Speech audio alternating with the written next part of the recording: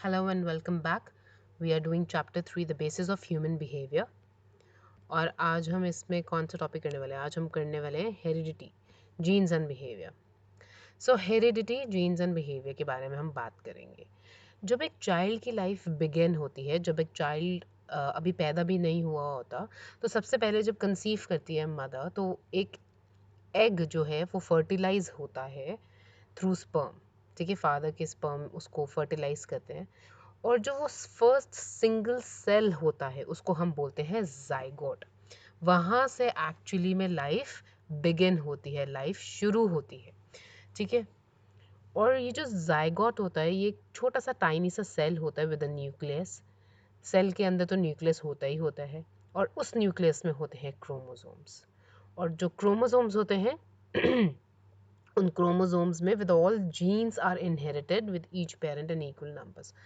अब इसको हम समझते हैं. सबसे पहले तो आपको पता होना चाहिए कि अ, ये जो हेरिडिटी होती क्या है. हेरिडिटी जब कि हम वर्ड का इस्तेमाल करते हैं, so basically we are trying to say transmission की बात कर रहे हैं कि one generation to another generation, एक जनरेशन से दूसरे जनरेशन तक जीन्स, जो हमारे साइकोलॉजिकल कैरेक्टरिस्टिक्स हैं या फिज़िकल कैरेक्टरिस्टिक्स हैं, वो कैसे पास डाउन होंगे, उसकी जो बात करते हैं वो बात करती है हेरिडिटी. और जो स्टडी है ऑफ इनहेरिटेंस, उसकी जो पाथवे है, द प्रोसेस, उसको बोलते हैं हम जेनेटिक्स. तो जो जो साइंटिस्ट जेनेटिक्स स्टडी करते हैं या जो जेनेटिक्स की स्टडी करते हैं, वो पूरा ओवरऑल जीन्स को लेके सब कुछ स्टडी करते हैं. Not only the one aspect but each and every aspect of it. और सिर्फ फिजिकल कैरेक्टरिस्टिक्स नहीं. अब जैसे किसी के बाल कर्ली हैं, ब्राउन है, वेवी है, किसी की आइज ग्रीन है, ब्लू है, हेजल है, ब्लैक है, ब्राउन है, ये सारे जितने भी फिजिकल कैरेक्टरिस्टिक्स हैं, plus not only physical, plus psychological characteristics भी, ये सारे हम अपने एंसेस्टर्स से और जेनेटिक मटेरियल के थ्रू पास डाउन करते रहते हैं, one generation to another generation to another generation. Of course genetic mutations भी होती हैं जिसके बारे में हम आगे बात करेंगे, but this is what genetics is all about. यहाँ पे जो ध्यान देने वाली बात है और समझने वाली बात है वो ये कि एक सेल होता है. ठीक है, ये आपको पता है. सेल के अंदर होता है न्यूक्लियस, हर सेल के अंदर होता है, ये भी आपको पता है. और न्यूक्लियस के अंदर बहुत सारे जो होते हैं क्रोमोसोम्स होते हैं. ठीक है. क्रोमोसोम्स थ्रेड लाइक स्ट्रक्चर होते हैं, ये जो आपको दिख रहे हैं ऐसे एक्स शेप में, ऐसे ये थ्रेड लाइक स्ट्रक्चर्स होते हैं. इनको अगर आप जूम आउट करेंगे तो आप पाएंगे इसके अंदर डीएनए. डीएनए को फर्दर जूम आउट करेंगे तो ये जो वर्टिकल लाइंस दिख रही है ना, ये जो मैं ड्रॉ कर रही हूँ ऑरेंज से, ये है हमारे जीन्स. ठीक है. तो सेल, सेल के अंदर न्यूक्लियस, न्यूक्लियस के अंदर क्रोमोसोम, क्रोमोसोम के अंदर डीएनए, और डीएनए के अंदर हमें फाइनली मिलते हैं जीन्स. तो ये जो सीक्वेंस है आप याद रखेंगे. ठीक है. और जाइगोट वो फर्स्ट टाइनी सेल होता है जो एक फर्टिलाइज होने के बाद बनता है. क्रोमोसोम्स की बात करते हैं. क्रोमोसोम्स थ्रेड लाइक स्ट्रक्चर होते हैं, वो आपने देखा यहाँ पर कैसे ये थ्रेड लाइक स्ट्रक्चर है. ठीक है. तो chromosome thread like paired structure होते हैं. पेयर्ड स्ट्रक्चर मतलब कि ये एक आप देख रहे हो, ये one side and the another one is another side. तो ऐसे ये पेयर्स में होते हैं, हमेशा दो दो के पेयर में होते हैं. ठीक है. The gamete cells. अब गैमेटिक सेल्स किसको बोलते हैं? जो स्पर्म्स एंड ओवम होते हैं. इन मेल्स में ये होता है और फीमेल्स में ओवम होता है. तो जो रिप्रोडक्टिव सेल्स होते हैं उनको बोलते हैं गैमेटिक सेल्स. वो they have 23 chromosomes but are not in pairs. A new generation result होती है from the fusion of sperm cell and egg. This we all know कि when egg और sperm का fusion होता है, that is how the new generation comes. Now at the time of conception, the organism inherits 46 chromosome from parents. 23 उसको अपने मम्मा से मिलते हैं, 23 उसको अपने फादर से मिलते हैं, और टोटल 46 क्रोमोसोम्स के साथ कंसेप्शन होती है. ये एक इम्पॉर्टेंट इन्फॉर्मेशन है टू बी रिमेंबर्ड. ये आपको याद रखना है कि 23 मदर से आते हैं, 23 फादर से आते हैं, 46 क्रोमोसोम्स होते हैं that at the time of conception. Each of these chromosomes contain thousands and thousands of genes. ठीक है. क्योंकि जब हमने बोला था ना, हम यहाँ पर हमने देखा था कि क्रोमोसोम के अंदर डीएनए होता है, और डीएनए को जब जूम करते हैं तो हमें उसके अंदर मिलते हैं जीन्स। तो हर क्रोमोसोम में thousand and thousands of genes होते हैं। हाउएवर स्पर्म सेल जब होता है एग सेल्स के साथ, तो एक इम्पॉर्टेंट एस्पेक्ट है जो आपको यहाँ पर याद रखना है। जो 23rd क्रोमोसोम होता है ऑफ द स्पर्म सेल, या तो वो एक्स हो सकता है या तो वो वाई हो सकता है, और एक्स और वाई जो होते हैं वो जेंडर को डिसाइड करते हैं। फॉर एग्जाम्पल, अगर एक्स एक्स होगा 22, तो क्रोमोसोम्स जो होंगे वो तो सही सही होगा, सेम होगा सब। जो 23rd होगा ना, वो डिसाइड करेगा जेंडर। ठीक है, अगर तो हुआ एक्स एक्स तो होगा फीमेल, और अगर हुआ एक्स वाई तो होगा मेल। और ये सब हमने 10th तक की बायोलॉजी में पढ़ा हुआ है। So this is quite simple and this is quite repetitive also. ठीक है, this you might all know कि 23rd जब एक्स एक्स होता है तो फीमेल होता है, और जब एक्स वाई होता है तो मेल होता है। So anybody who is male definitely उनके पास एक्स वाई है, और जो फीमेल्स है वो फीमेल्स हैं ही इसीलिए क्योंकि उनके पास एक्स एक्स क्रोमोसोम है।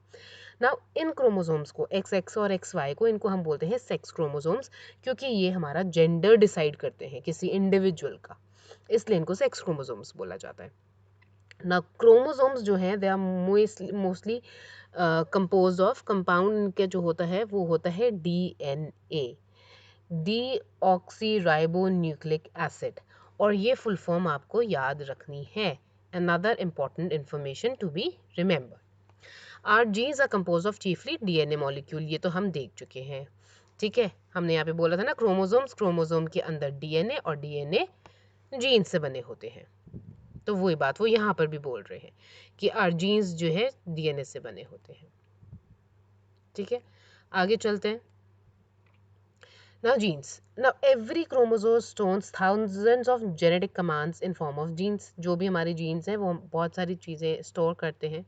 Now these genes जो हैं ये डिक्टेट करते हैं हम एक किसी इंडिविजुअल की डेवलपमेंट को, कि मतलब कि कौन से स्पेसिफिक प्रोटीन्स हैं, बॉडी का जो फिजियोलॉजिकल स्ट्रक्चर है वो कैसे होने वाला है, एक्सप्रेशन कैसे होने वाला है। अब जो मतलब जेनेटिक इनहेरिटेंस है, ठीक है, वो डिसाइड करती है बहुत सारी चीज़ें हमारी बॉडी की। ठीक है, मोर और लेस जो है आपने देखा होगा कि मतलब मदर या फादर पे जाते हैं बच्चे। ठीक है, और अगर जो लोग मदर या फादर पे नहीं जाते तो वो उनकी फैमिली में से कहीं पे किसी पे जाते हैं। ठीक है, तो जीन्स जो है हमारे ऑर्गेनिज्म की किसी भी ऑर्गेनिज्म की डेवलपमेंट का पूरा उसका जो कॉज है वो ही डिसाइड करते हैं। प्यूबर्टी कब अटेन करेंगे, मेच्योरिटी कब आएगी, how the hair is going to be like, is it going to be curly, is it going to be straight, is it going to be brown or black, eyes किस colour की होंगी, और भी बहुत सारे factors. ठीक है, कितनी बारी ऐसे होता है कि हम बहुत सारे माइलस्टोन्स होते हैं वो बहुत जल्दी अचीव कर लेते हैं, कुछ लोग देर से अचीव कर लेते हैं। तो बहुत सारी चीज़ें होती हैं जो जीन्स पे डिपेंड करती हैं ना। दो इम्पॉर्टेंट टर्म है यहाँ पे जो आपको समझनी है, वो है फिनोटाइप और जीनोटाइप। फिनोटाइप क्या होता है? फिनोटाइप होता है फिजिकल ऑब्जर्वेबल ट्रेट्स। ठीक है, जैसे बॉडी का स्ट्रक्चर क्या है, मम्मी पापा पतले पतले से हैं, बच्चे भी पतले पतले से हैं, या स्ट्रॉन्ग बिल्ट है। ठीक है, फिजिकल स्ट्रेंथ, इंटेलिजेंस, हमारे जो बिहेवियरल ट्रेट्स हैं, जो जो बेसिकली कई बार बोलते नहीं है कि फिनोटाइप मतलब कि जो भी ऑब्जर्वेबल ट्रेट है जो आप देख सकते हो। ठीक है, बॉडी बिल्ड तो देख सकते हो ना कि भाई हाइट, पर्सनालिटी कैसे है बंदे की, तो वो फिनोटाइप होती है। और जीनोटाइप मतलब जेनेटिक मटेरियल। इजी है याद करना, genotype genetic material, phenotype observable trait.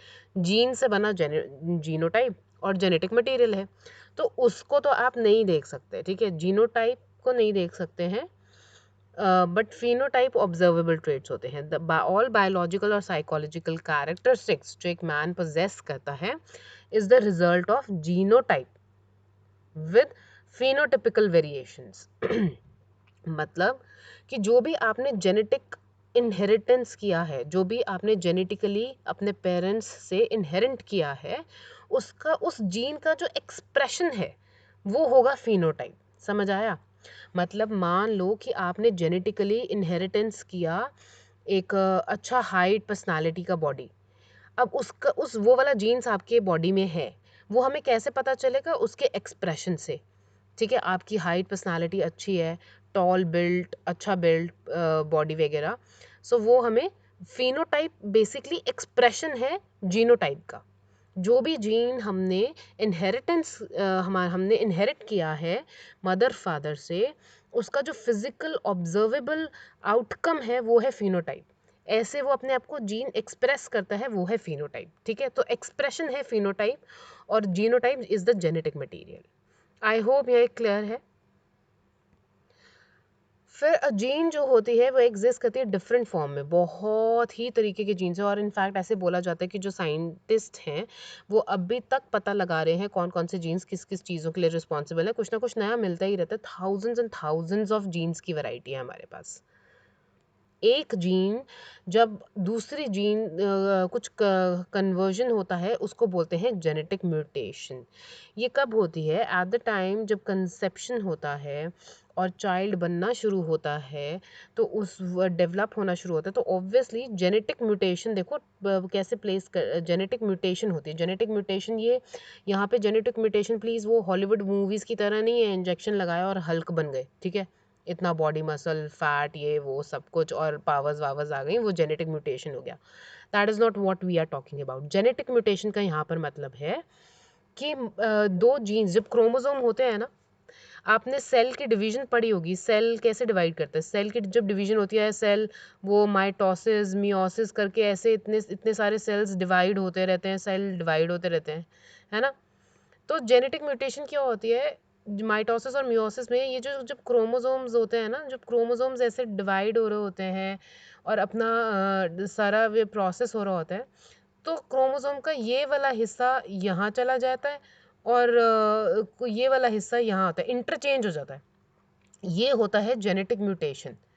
ठीक है, आप समझ रहे हो? मतलब मान लो ये जो क्रोमोसोम है, तो इस क्रोमोसोम का अ, रुको मैं समझाती हूँ।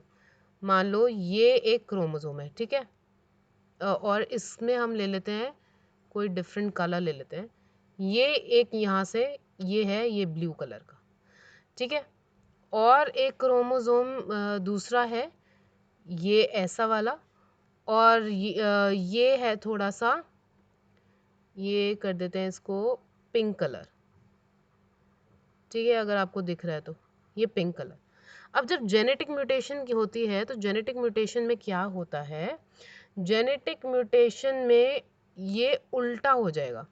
मतलब पिंक वाली साइड जो है वो आ जाएगी इस साइड पे, ये पिंक हो जाएगा, और ये ब्लू। ये पिंक ब्लू कलर के जीन्स होते नहीं है ऑफ कोर्स, मैं तो आपको समझाने के लिए ये ऐसा बोला कि ये जेनेटिक म्यूटेशन होता है। जेनेटिक म्यूटेशन किसको कहते हैं, समझ आया? इंटरचेंज हो जाती है हाफ, ये this portion will get interchange, this is what we call genetic mutation. इसीलिए हम कार्बन कॉपी नहीं होते हैं अपने पेरेंट्स की, बिल्कुल हूबहू नहीं होते हैं अपने पेरेंट्स की। और उसका रीज़न ये है, हम मदर फादर से जेनेटिक मटेरियल लेते ज़रूर हैं, लेकिन बिकॉज हमारी जो इंडिविजुअलिटी है वो कैसे आती है, वो जेनेटिक म्यूटेशन की वजह से आती है। इसलिए हम किसी की भी कार्बन कॉपी नहीं है। ठीक है, और जो आइडेंटिकल ट्विंस होता है उनका केस डिफरेंट होता है। फिटर्नल ट्विंस, वो जो फिटर्नल बोल रहे हो, आइडेंटिकल ट्विंस वगैरह डिफरेंट होता है, वो जेनेटिक मटेरियल भी शेयर करते हैं अपना, इसलिए वो एकदम हूबहू आइडेंटिकल होते हैं। But otherwise that case genetic mutation का अगर आपको मतलब समझना है, then this is what genetic mutation is. ठीक है, माइटोस जब सेल डिवीजन का प्रोसेस होता है, माइटोसिस और मियोसिस, सेल डिवीजन के दौरान ये इंटरचेंज होता है, and this is what we call genetic mutation. ठीक है, सारी एवोल्यूशन ऑफ न्यू स्पीसीज ऐसे ही होती है। और मतलब इंसानों की जब हम बात करें तो ऐसे जेनेटिक म्यूटेशन होती है। कभी कभी क्या होता है कि स्पॉन्टेनियस हो जाती है, मतलब एक न्यू स्पीसीज, एक अलग ही नई स्पीसीज ही इवॉल्व हो जाती है पूरी पूरी। वो कैसे होती है कि जब spontaneously nature through natural thing, तो नेचर जेनेटिक म्यूटेशन हो जाती है। और अचानक से एक, अगर आपको इसकी फर्स्ट वीडियो अगर आपने देखी हो, तो हमने उसमें बात करी थी कि जिराफ कैसे बने। जिराफ हमेशा से उनकी लॉन्ग, इतनी लॉन्ग नेक्स नहीं थी, they were like with short necks only, जैसे डियर होता है। ठीक है, वैसे ही उनकी नेक्स थी, पर उनके अंदर कोई ऐसे जेनेटिक म्यूटेशन हुई जिसकी वजह से जब उन्होंने मतलब एक जिराफ हुआ जिसकी लॉन्ग नेक थी कंपेयर टू, बहुत एक्स्ट्रा ऑर्डिनरी लॉन्ग नेक थी कंपेयर टू जो फेलो उसके जिराफ थे। And then when he mated, तो वो जीन पास डाउन हुआ, पास डाउन हुआ, पास डाउन हुआ, और ऐसे ऐसे करके एक पूरा एवोल्यूशन हो गया एक न्यू स्पीसीज का over the period of time. वो जिराफ ऐसे हो गए कि पूरी लॉन्ग नेक्स थी। सो जब कोई न्यू स्पीशीज इवॉल्व होती है तो जेनेटिक म्यूटेशन की वजह से वो एक अलग ही उनके अंदर नेचुरल अकरेंस होती है। बहुत सारी ऐसी फिशेज हैं, आपको इनफैक्ट ये फिश में मरीन लाइफ में देखने को बहुत ज़्यादा मिलेगा। बहुत सारे ऐसे फिश हैं जो जेनेटिक म्यूटेशन की वजह से उनमें डिफरेंट वैरायटी ऑफ फिश, मतलब एक न्यू स्पीसीज ही डेवलप हो जाती है। ठीक है, तो ये सब जेनेटिक म्यूटेशन की वजह से होता है। म्यूटेशन की वजह जो है वो हमें परमिट करती है combination, recombination of genes, new genes with the genes that is already present. As I told you कि thousands and thousands of genes हैं जो अभी तक साइंटिस्ट हमारे पता नहीं लगा पाए हैं, और बहुत मतलब इस पे ऑब्वियसली जेनेटिक्स पे काम चलता रहता है। तो सारे जीन्स तो हम पता नहीं लगा पाए हैं। तो जब वो जो न्यू जीन्स है, कुछ नया जीन्स होता है, न्यू जीन होता है, वो पुराने एग्जिस्टिंग जीन्स के साथ जब इंटरचेंज होता है, न्यू कॉम्बिनेशंस बनते हैं जीन्स के, न्यू परमिटेशन कॉम्बिनेशंस बनते हैं, that is how the new species is formed. तो उसको बोलते हैं जेनेटिक म्यूटेशन। और फिर सर्वाइवल कैसे होता है? मान लो ठीक है, एक न्यू स्पीसीज तो बन गई, लेकिन जो भी उनका एनवायरनमेंट है, मान लो न्यू फिश, कोई फिश ऐसी हुई जो बहुत ही डिफरेंट हुई, different fish in the way कि उनके फिन्स में, उनके कलर्स में, उनकी किसी प्रोसेस में बहुत डिफरेंस है, एक new species of fish evolve हुई है, तो वो सरवाइव करेगी कि नहीं करेगी इन्वायरमेंट में? अगर तो वो सरवाइव कर गई इन्वायरमेंट में, जो भी उनका इन्वायरमेंट है, जो भी जैसे भी वो रहते हैं, तो ऑब्वियसली वो फिर मेट करेंगे, और मेट करेंगे तो वो जीन्स वो अपने पास डाउन करेंगे। इस तरीके से पूरा इवॉल्व हो जाएगा, और वो न्यू जीन्स, वो जो स्पीसीज है वो सर्वाइव कर पाएगी, और आपको एक न्यू स्पीसीज मिल जाएगी। लेकिन अगर वो जो न्यू कॉम्बिनेशन ऑफ जीन बना, ठीक है, पुराने जीन जो ऑलरेडी प्रेजेंट थे, न्यू जीन्स का उनके साथ जो इंटरलिंक हुआ, जो चेंज हुआ, वो अगर कॉम्बिनेशन ठीक नहीं बैठा, वो इन्वायरमेंट में सर्वाइव नहीं कर पाए, तो वो वहीं die, they will die of course. वो फिर मेटिंग वेटिंग नहीं होगा, और फिर आगे अपने जीन्स पास डाउन नहीं कर पाएंगे, और वो फिर नहीं मतलब सर्वाइव कर पाएंगे, तो वो जो न्यू स्पीसीज है वो नहीं होगी। तो इसलिए बोला जाता है सर्वाइवल ऑफ द फिटेस्ट। ठीक है, कि अगर एनवायरनमेंट को आप सर्वाइव कर जाओ, तो फिर आप आगे अपने जीन्स जो है पास डाउन करते रहते हो, and this is how life goes on. अगर आपको इसमें कोई भी डाउट है तो आप कमेंट सेक्शन में मेरे को पूछ सकते हो, and I will answer you. और ये था आपका आज का lecture. Keep learning, keep revising, make sure that you subscribe the channel, hit the like button, and do comment and let me know how was the lecture. Did you understand, or if you have any doubt you can ask me. I hope you enjoy learning with me. I'll see you in the next video. Bye.